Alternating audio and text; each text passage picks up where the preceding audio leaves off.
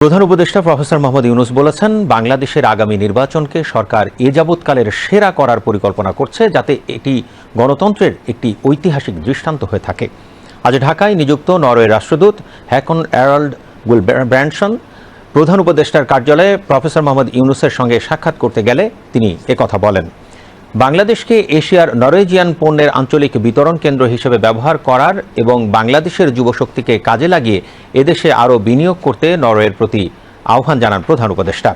Professor Yunus উদাহরণ হিসেবে বিদেশে নরওয়েজিয়ান টেলিকম জায়ান্ট টেলিনরের প্রথম উদ্যোগ গ্রামীণফোনের কথা উল্লেখ করেন, যা বিগত বছরগুলোতে টেলিনর পরিবারের সবচেয়ে লাভজনক উদ্যোগে পরিণত হয়েছে।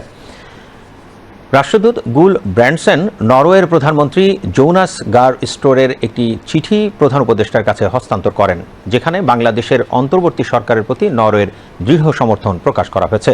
রাষ্ট্রদূত বলেন, নরওয়ের প্রধানমন্ত্রী আপনার প্রয়োজনীয় সংস্কার উদ্যোগ এবং অবাধ ও সুষ্ঠু গণতান্ত্রিক নির্বাচন অনুষ্ঠানের প্রচেষ্টার প্রতি দৃঢ় সমর্থন জানিয়েছেন। রাষ্ট্রদূত জানান, নরওয়ের প্রধানমন্ত্রী বাংলাদেশের অন্তর্বর্তী সরকারের মানবাধিকার রক্ষা এবং পরিবেশগত টেকসই উন্নয়নের অঙ্গীকারের প্রশংসা করেছেন।